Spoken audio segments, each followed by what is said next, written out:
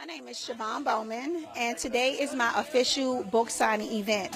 This event is very, very special and dear to my heart because it has allowed me to be able to donate towards the National Breast Cancer Foundation to make sure that women are aware, because this is the month that we celebrate. Even though we need to celebrate every year, but this is the month that we definitely pay close attention to it.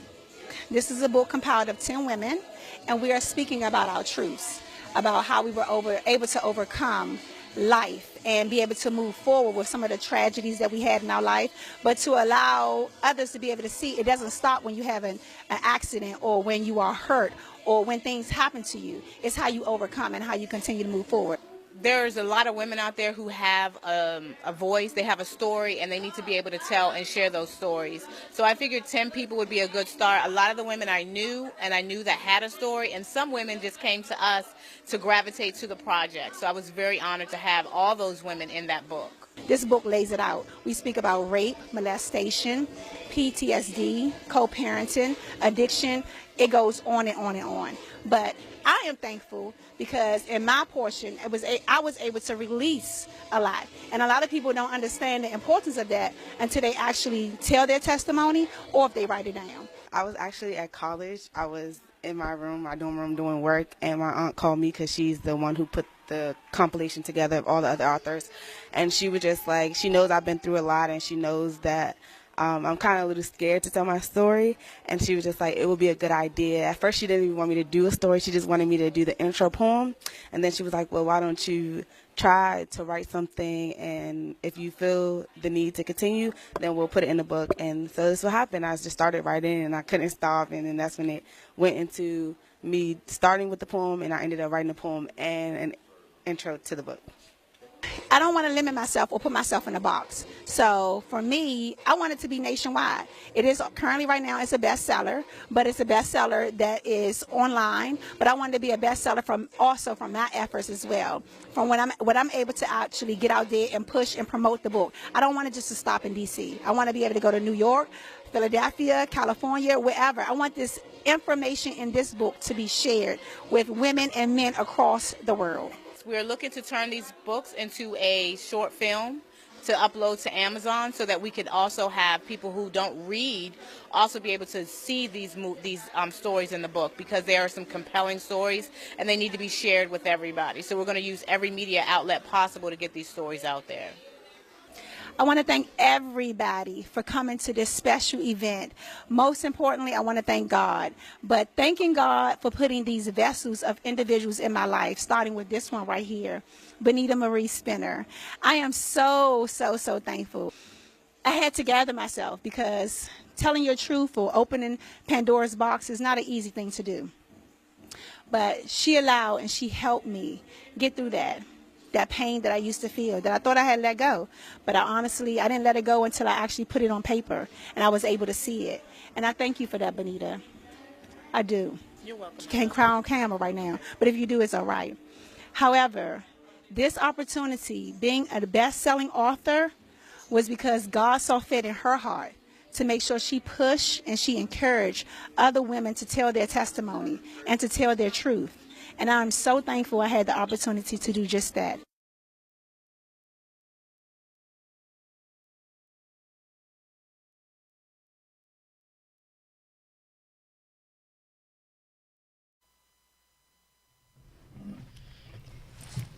Do you guys recognize me?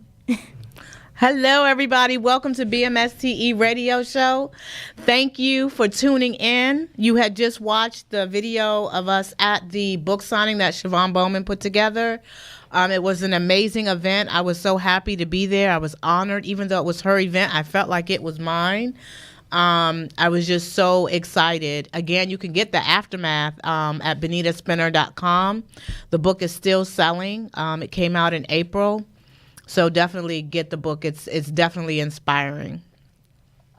If you'd like to be a guest on BMSTE Radio Show, you could email us at BMSTERadio, or you could go to BMSTERadioshow.com and you could send us an email or fill out the registration form to be a guest on our show. We would love to have you.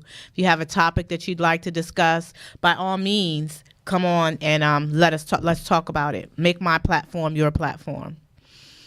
We also have you could advertise your business. You could advertise your event. We'll take those. And if you'd like to keep in touch with us, just text BMS Talent to 345-345, and you could keep up to date with us on all of our events, everything that we have going on. If you want information on any of our guests that are on the show, you could definitely stay connected there with us. So, because we like to stay connected with our guests that's on the show. Today's show, I am super excited. I know last week we had the I Am Not My Hair event, and we had Deanna on the panel of that discussion that we had a roundtable discussion, like a pre-event to our event. So she was here last week, but this week it's a one-on-one. And if you guys watched the interview that we did with her last year around this time, yes. A lot has changed. A lot of things have gone on in her life between now and then, and we love to stay connected with our guests on the show. So we're going to hear from her and get a little bit more in depth with Deanna Stealth. Hi, thank you for having me. Absolutely. Tell us where they can find you, how they can hear your music, and tell them just a little bit about yourself, like a little short introduction. Okay, well, hi everyone. My name is Deanna Stealth. You can find me on Instagram and Twitter at Deanna Stealth, Facebook official Deanna Stealth, and my website is www.deannastealth.com. I am a hip hop artist, singer, writer, entrepreneur, model, actress, you name it. Whatever you could possibly think of. Yeah. You sound like a busy woman. Yes. Yes, very busy. So you were also at the I Am Hair event. Yes, thank you for having me, by the way. I enjoyed it. Absolutely. So what did you think about the event? Like, did you get anything out of it? Did you think the conversation was amazing? Look at some of the pictures from the event last week. It was awesome. It was. It was very empowering. I felt like there were so many people in the room that were able to share their experiences and be able to be vulnerable, open, and just have fun and laugh. You know, that's what it's all about, coming together as a community, and I really enjoyed that. One of the things that I noticed about the event on Saturday, and I'm not sure if it was just me or but I think that the energy in the room was extremely positive, and we had a lot of women in the room all day, you know, very dominating women, you know, Yes. very strong women, and the energy was fire. It was. Like, everyone connected. Everyone was like, you know, what do you do? How can we align? How could I help you grow? How can I, you know, it was amazing. And it was actually 2 events that night, and so we got to spend a lot of time together and make some definite connections. I believe everybody followed everybody, you know. Yes. That's important. You're trying to build your brands, and numbers count, unfortunately. So everybody followed each other. It was just a very positive event. Yeah, it was. It was, definitely. And one of the things that got pointed out actually to me by your management team was how the men were in there too, supporting the women at the event, which I thought was amazing.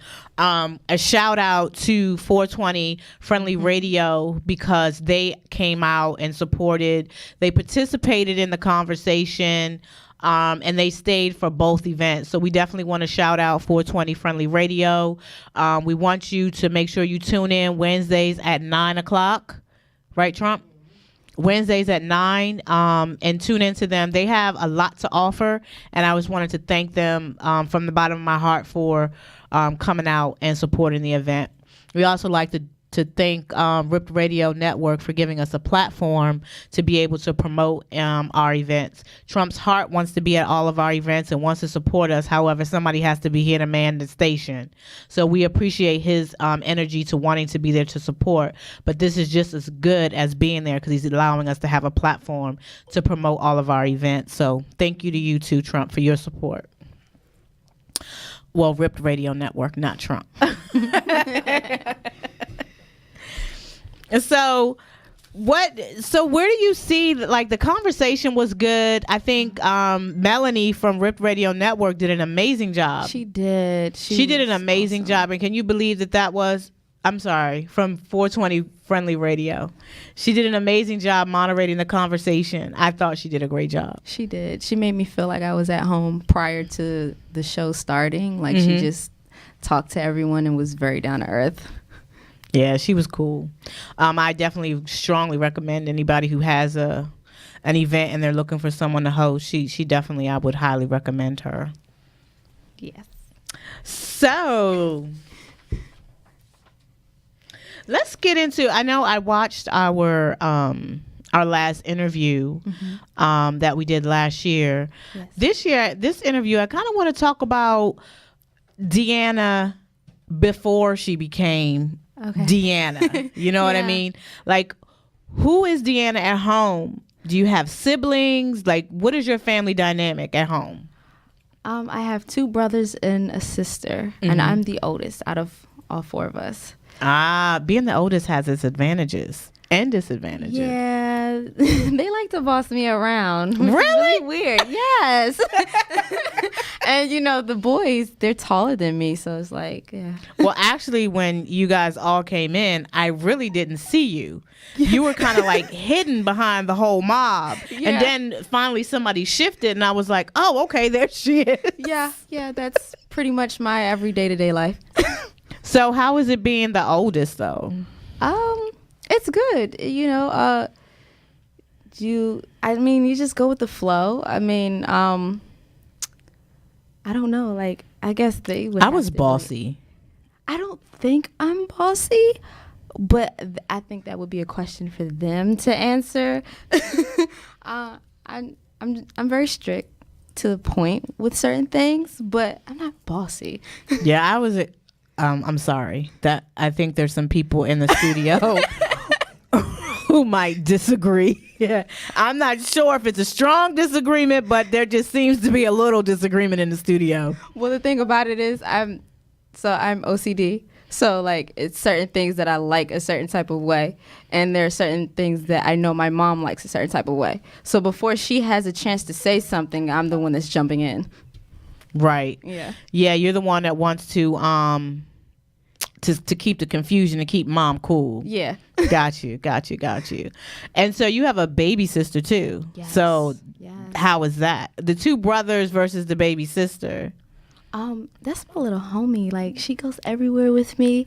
That's my baby. It was really weird in the beginning though, because when I was younger, I always wanted a sister, and I prayed to God for a sister, and I got 2 brothers, and I was like, gosh. So I was like, okay, I'm never gonna have a sister. And then when she came, I was like, really? So I was like, okay, but it's awesome though, Okay, my Facebook has to go off because people keep texting me. So, you have your parents. Yes. So how is that dynamic? It's good. I think with every relationship from, the child and the parents, you're always going to have those up and downs, those moments where you have to figure out and maneuver through things. But it's definitely cool. It's taught me a lot as well with them being my managers as well. Yeah, I can imagine that might be a little challenging. Yeah. So when you, as a child, when you were growing up, was it like, were you the kid, like for me, once I got a teenager, I kind of was, I was born a little mouthy.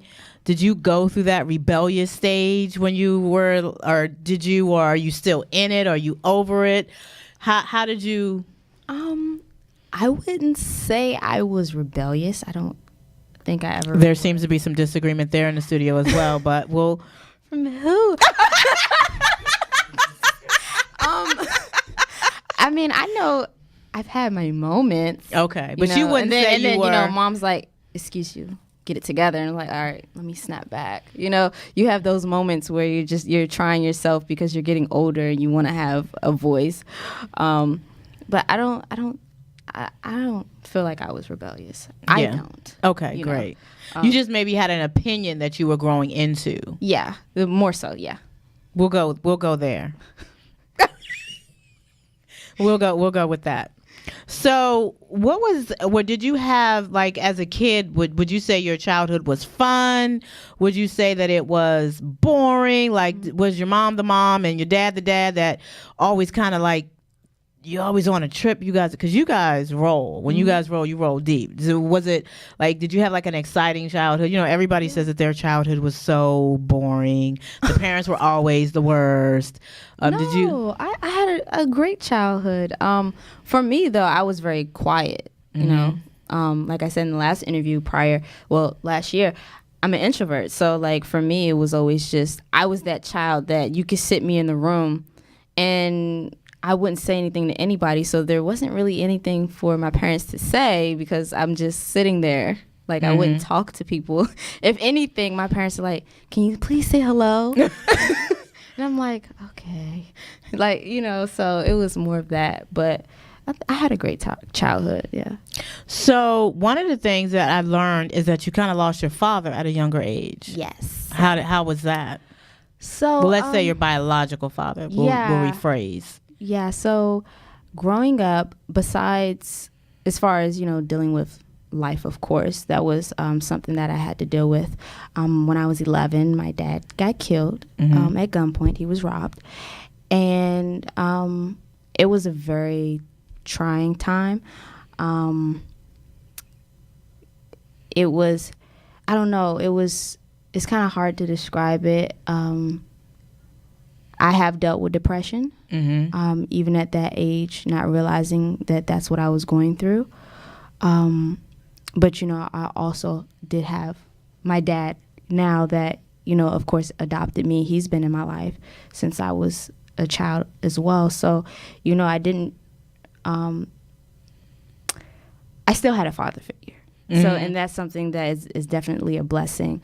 But that was very trying. When that happened, I kind of just like, I was already quiet. So after that, I just kind of like, I became a hermit and that was it. Like it was going to counselors, you know, going to school. And it got to the point where as my mom had to take me out of school to homeschool me because it was a very difficult time.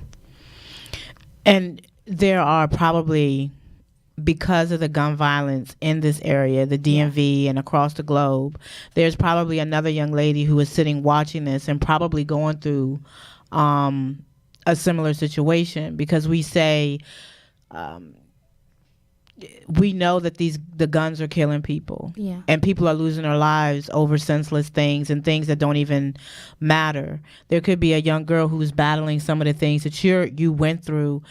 Would you have any advice for that individual, that young lady who might be out there watching?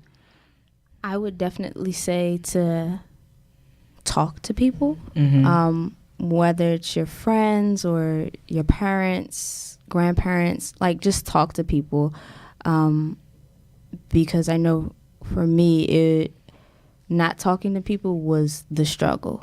That was the part that was really frustrating, and I felt like no one understood what I was going through. Crazy to say, because unfortunately it happens a lot in our community, but when you experience stuff like that, a lot of times you feel like you're the only person going through it and people don't understand you. Right. So one of the things that I think that as a community, we have to recognize that dads and moms come into in someone's life, and they come in all different forms. It does not necessarily have to be a biological parent. Right. You had a man that stepped up, and like you said, he adopted you. Yes. So that was major. Yeah. It is one thing to kind of step in and say, you know, I'm going to raise this child, I'm going to be the father, but, you know, also to take that additional step. I thought that was really cool. Yes. That was amazing. And I'm pretty sure that had a nice impact on you. I mean, because we tend to, as a society, downplay the black male. They're not there, they're absent, they don't stand up. But there are a lot of males that step in when there are or certain men and women who don't want to take on that role at that particular moment. And we have to stop saying that all men are deadbeat fathers, because that's just not the truth. Definitely so not. shout out to Mr. Dad, Bruce. yes.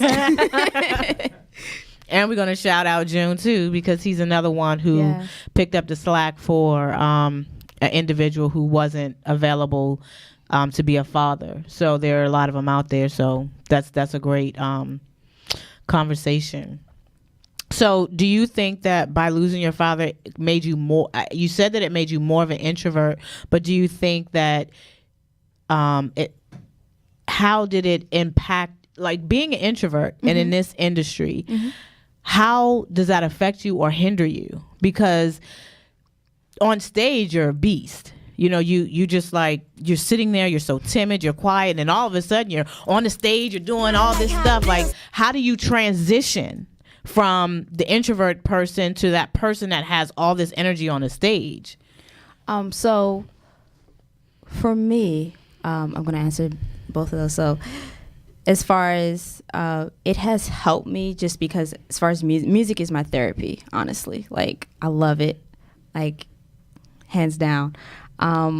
You know, it's just my way of giving back as well. Being an introvert, it has its pros and its cons. I would say one of the things that I have dealt with constantly, and even up until this point now, is that a lot of people underestimate me, or they treat me like a child. And I know I look young, but you know, it's, oh, you know, they run to my mom and it's like, I'm an adult, hello, hi, you know, and they're my managers as well. But you know, I have people who have said you should speak up more, or you need to be more aggressive.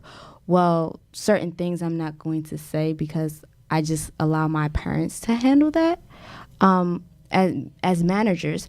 But because it also comes to a point, sometimes I feel like I shouldn't have to say it, because if I have to say it, sometimes people don't like it when I say it. So it comes off better when my parents say it. It does, you know? So, and then when I do say things, people are like, oh, wow. Oh, okay. Well, maybe you should just chill. And it's like, okay. What's like, the balance? Yeah. What is the expectation? So do you feel like, because in this industry, the industry it can eat you alive. Yes, very much. And if you're not vocal, you could find yourself in a situation that you really don't want to be in, because it moves fast. For one, everything moves super fast, and everything can happen within a blink of an eye before you even have time to process what's going on. And do you feel like that could be a challenge for you, being introvert, or do you think that you have that energy where you could, wait a minute, slow down and stop? Do you think that you have the ability to do that, or do you think you would tap your management and say, hey, I don't want this? I'm pretty sure you're probably more vocal with them than you are in the actual meetings and things like that. Yeah, behind closed doors, I'm very vocal. My mom's like, okay, we get it. We get the point. You know, and then in meetings, I'm very quiet, nonchalant about a lot of things. But being quiet, at least for me, it hasn't been too stressful to a degree, only because it keeps me level-headed. Like, I'm a thinker. Like, I overthink, like, a lot. So, you know, for being in the industry, I feel like that's good, just because it allows me to think about something before I actually do it. But I do have those moments where I'll jump out there, or if I'm feeling a certain type of way. I mean, we all have moments. So, and then my parents are like, no, take that down, please. So, yeah, you know, but yeah, it's cool. There have been times that I do get frustrated, though, because I will want to say something, and my management team is like, no, just let it go. And those are the moments where you have to pick and choose your battles. Because I really feel like, and because it's a male-dominated industry as well, it's like, oh my gosh, can we just like really get to the point here? Right. You know, at times. But other than that, it's cool. So what about one of the things that you just said is that control factor. Like, you're controlled about what you should and should not wear, how you should and should not wear your hair, what you can and what you cannot post on social media. Because I know even for me, there's things that I see on social media that I want to just like gravitate. I want to say something. I feel, because I'm in a place where I'm trying to build a brand, Right. that you are censored because something that you could say could impact or offend someone over here and you could lose business. So as a person that's in the industry and trying to come into yourself and grow into who you are as a person, how does that feel to be so confined? Like, your management team may say you can't do this. Your publicist may say that's not a good look for you to be in that room. Right. Like, this friend may not be a good friend that you can hang out with because they're doing this. I mean, all these types of things. For example, the whole, I don't know, it was probably before your time, the poetic justice situation with Tupac and Janet Jackson. They had built a bond on set. He thought that they were cool. They had a kiss and she had a cough. And then all of a sudden the numbers were changed. They're no longer, because the teams were like, she can no longer be associated with you beyond that. So even if she did like him, her team told her no. So how do you think you could handle that type? Because that's a lot of pressure for someone to for society, your team to control just about every element of your life. How do you handle that? That's a good question. I roll with the punches. There have been a lot of times where my management team has said you can't do this or do that or hang around these type of people.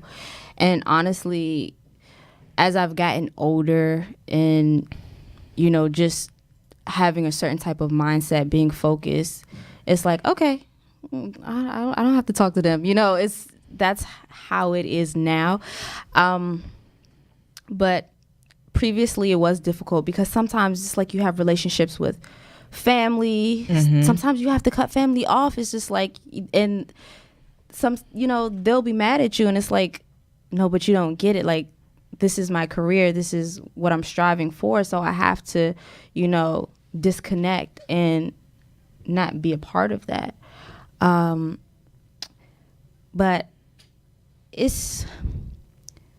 I don't want to say never. I don't really find myself getting frustrated just because I know the bigger purpose. Then there's a bigger picture. There's a vision here. And I know that as you reach certain levels, you do have to detach from certain things. It's just reality. Like you're not going to see Beyonce going to the hood. You're just not going to see it. Now, she might be in there, but it's going to be tinted up. Right. It's all for the betterment of my career, my development as a person. So it's nothing at this point. And what about finding authentic people? So I know that in life, just being a 9-to-5, go to work, come home, it's challenging to keep relationships. Like, a lot of people that I know now may not be the same people that I interacted with 5-10 years from now, maybe not even 2-3 weeks ago. Yeah. Because once you get to a certain mindset and level, you start thinking about who you want in your circle. Are they going to be an asset or a liability? How has it been to find authentic people that are not trying to be your friend because, okay, I see that she was on 106 in Park. She's getting ready to have a CD drop, or she's in movies, she's doing all these great things, she's performing. How are you able to determine that somebody wants to know Deanna and be Deanna's friend versus wanting to be a tag along? Oh, okay. As you asked that question, so many stories ran through my head. Because I've dealt with so many people that are just, even to family. I've had cousins that have turned on me, so it's hard. I will say it is hard. It is frustrating.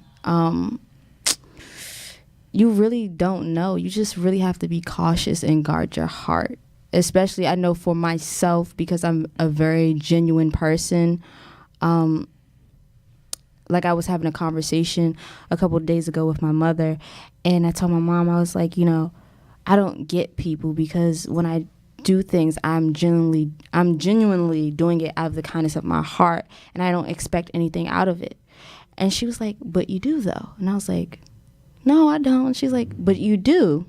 And she's like, you expect the same kindness that you give to other people. And I was like, it hit me, and I was like, yeah, I could give gifts away all day, every day, and not think twice. I don't expect anything from people because I'm doing it out of the kindness of my heart. But I realize one of the things that does frustrate me is that when I am genuinely being honest, open, and caring towards other people, that it's not reciprocated. I mean, I've met so many people, even in the acting industry. One thing I've learned, it's a saying that I constantly hear, is that everyone is an actor. And so, I was like, I really had to think about that, and I was like, I've met a few people in the acting industry who I thought I could call my friend, and then it was like, wow, so you really did that? This is what we're really on? And it's like, and then one thing that bothers me a lot is that I'm the type of person, I can admit my faults when I'm wrong. I will. Even if I'm stubborn or I may be upset, I will still admit my faults. But one thing, even in, I'll say the Black community as well, is that we expect people to apologize to us and to admit when they're wrong and to own up to what they do, but other people don't do it. It's like, it takes two people to play a part in a situation.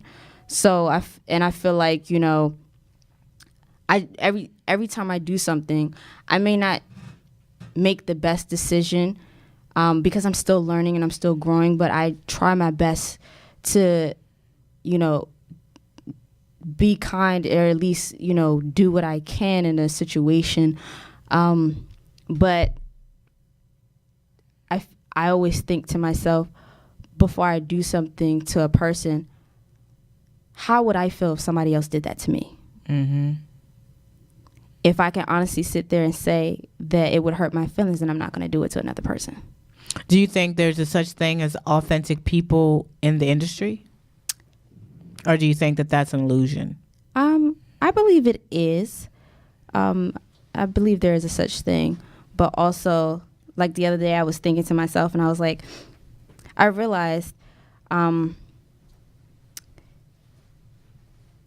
when people use you, how can I put this? Like, everyone, believe it or not, uses each other.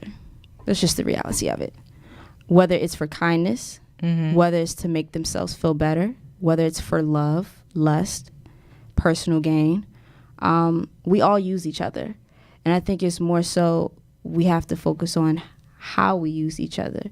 Is it, to in a positive light or a negative light? And I think you really just, I don't know, you really just have to just be cautious. And that's all I can honestly say. I think that some of it has to do with malicious intent. My thing is, people are going to make mistakes. People are going to do things that are not right. You're not going to like it. But I think when you look at the situation, if the person has done something that you don't like, was there malicious intent behind what it is that they did? Yeah. If you feel like, you know what, you just messed up and made a bad judgment call, your intent is never to be negative or do anything mean to somebody, then it's just a judgment call. You made a mistake. But if you're doing it to cause harm, to hurt, to throw shade, or if you have any malice or malicious intent, then that's when we have to part ways. Definitely. I'm okay for people making mistakes because nobody's perfect. Exactly. Yes. People are going to have disagreement. There's no way that you can expect to be with somebody and never have a disagreement. I would love to see a person who never, a friend or Right. relationship, whatever you're in, your parents, your sisters, your cousins. I would love to see somebody who just never has a disagreement. You agree with everything that person says. And if that's the case, then you're not challenging yourself. You know, you kind of want to have people around you that have different opinions and things like that. Definitely. And to add to that, I don't like bullies. I have been bullied a lot in my life. I still get bullied now. And, you know, like, I just don't. There were some smiles that lit up in the room. So for me, like, sometimes, like, I know even some people probably have noticed on Instagram that I have been lashing out a little bit because I do not like people. And I don't like when people waste your time. Time is money. It is, and it's very precious. Like I don't have time to waste. So it really offends me when people do that. And I don't like seeing other people get bullied. So where I'm at in my headspace, my life personally and career wise is that, you know, everything I'm doing, I'm doing this for the underdog. You know, I have been underestimated so many times, and it's okay. You know, I'm at a place where it's okay. It is totally fine. If you want to look past me, please go ahead, because if that's the case, then honestly, it wasn't for me. I know that's right. Go for the underdog. So with the fact of people being on the same vein of being not authentic, how is dating in the industry? Or do you stay away from industry folks and just date people who are not in this industry? Or how is it with that? Because again, there's ill to intentions could be for dating. I don't know if you watched was it Growing Up Hip Hop, and Pepper's daughter was in a relationship with a guy, and everybody seemed to think that he was an opportunist, that he was dating her to get something out of the situation. You know, her connections, you know, Pepper is her mother. They're still on tour now, still making money for music that they made back in the 80s.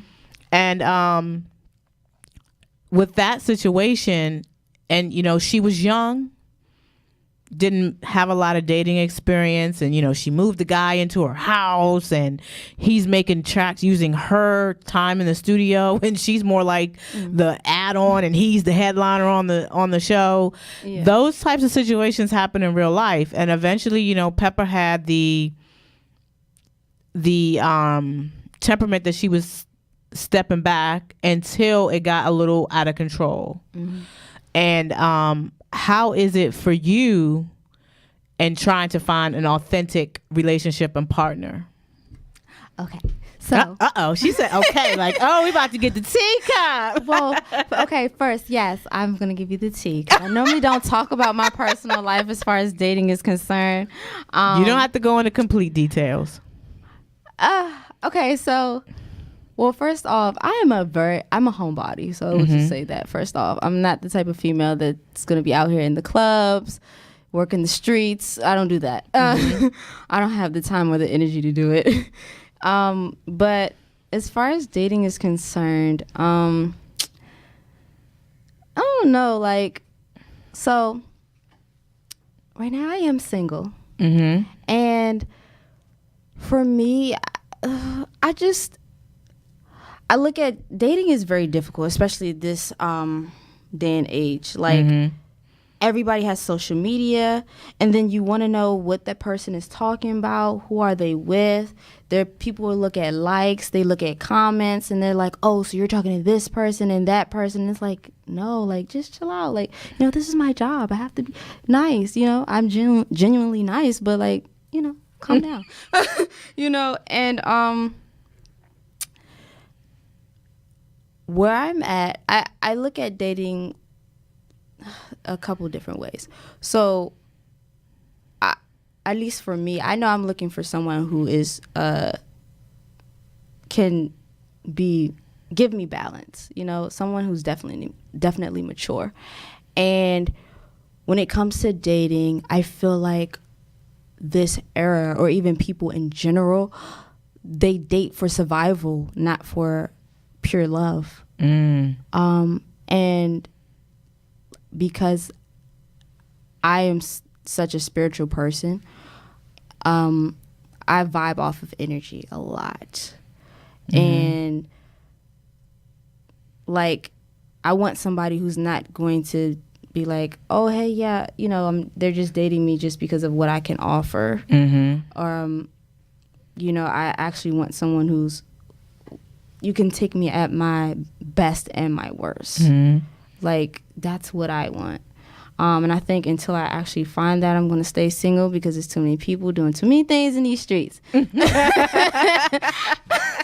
And like, and because I'm OCD and I do not like germs, I just keep it to myself. And, like, but I feel like in God's timing, the right one will come.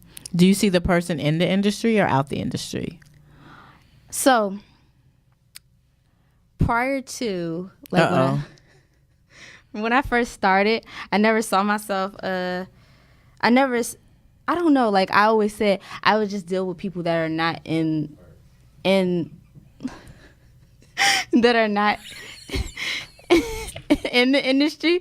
But it's like, you really don't know, like, because people who aren't in the industry could try to use you for clout too. So you're just open to the right person. Doesn't matter where they are in their life.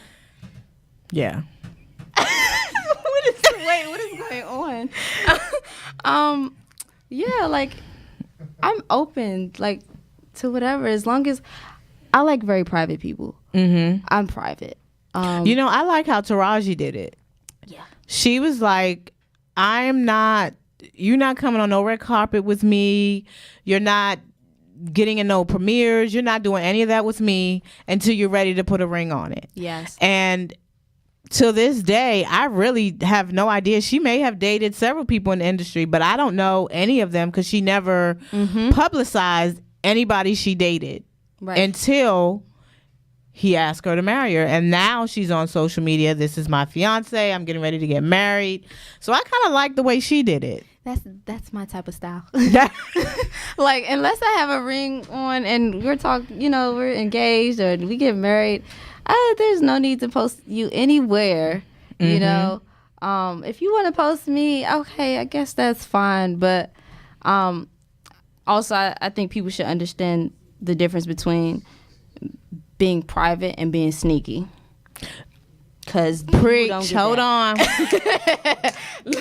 Like, we can still be private and people know that we're together, and they don't know anything about our business and what's going on.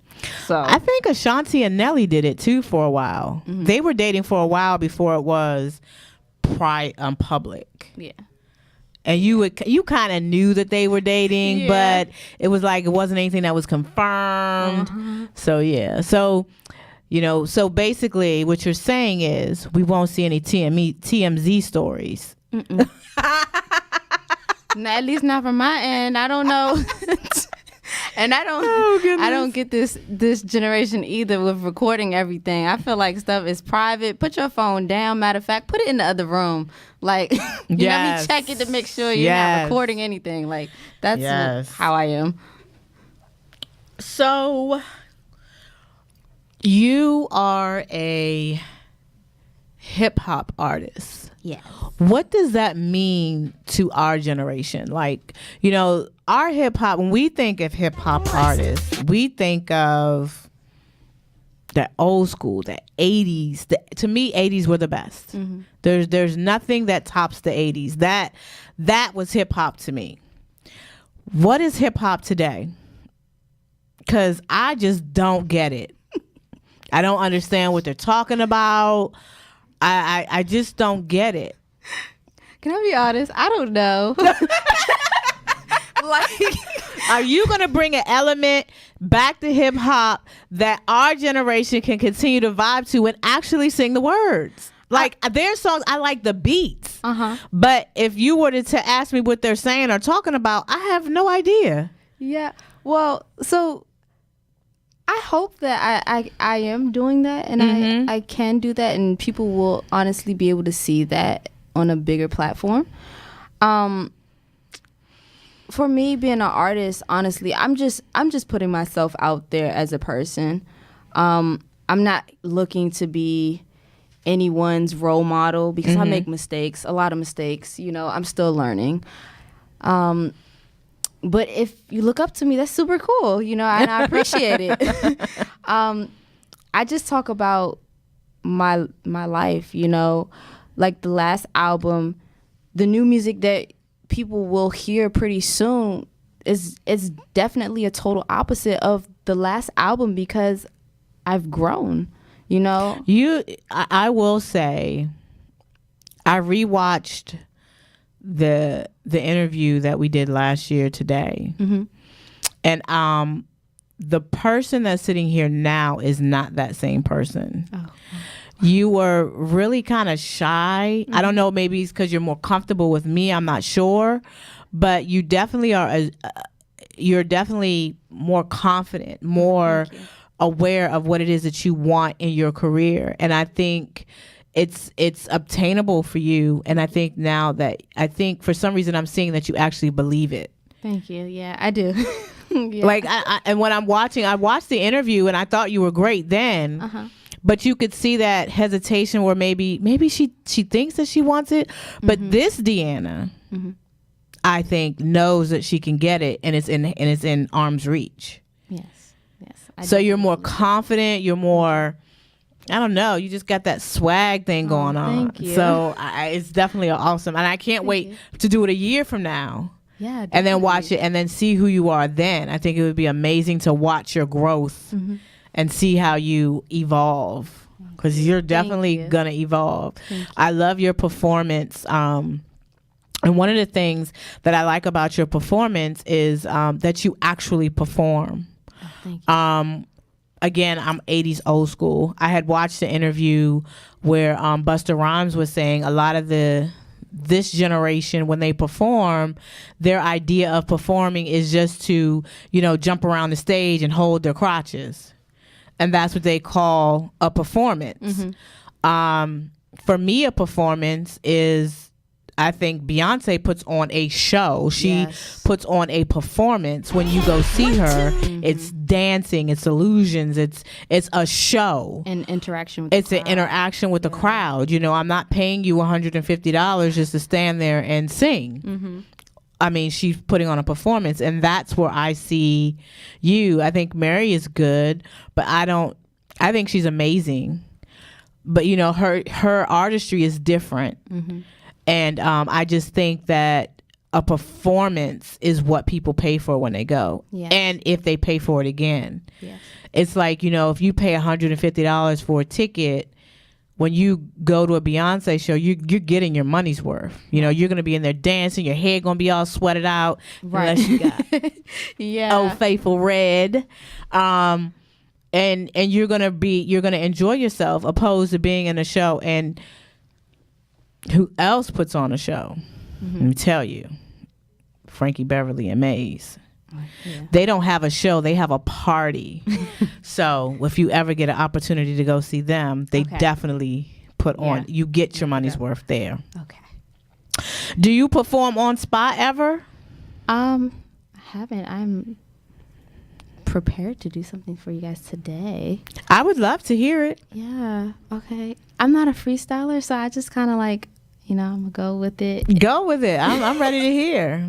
Yeah. So, you want to do it now? Whenever you. Yeah. Okay. Here we go. Yo, picture this. I'm always on my throne, can't afford to see me slip. Haters jelly mad, are you good, is you pissed? Come around here, I'd be glad to throw a brick. Flexing on the gram. Are you scared? Yeah. Glad to see you go, cause I hate to reminisce. Is it love, is it bliss? Why you all up in my mix? See, I be dropping gold for you stank crab bitches. I be on the road trying to fill my bank, sis. You be feeling bold, about to catch a fade quick. Yo, baby, what's up? I'm always on your mind like you trying to 6ix9ine. Come again. Always got the love, never fam, never friends. I told you from the jump, I don't look to make amends. I snatch you by the balls, never luck or revenge. There we go. Why, thank you. Thank you. Wait a minute. That was total opposite of the young lady that was just sitting here. She just said, grab her by the balls. Okay, wait a minute. Let me just regroup here. Okay, let's get it back together. Hello, people on Facebook. I'm just got thrown up out my seat, but I'm still sitting here.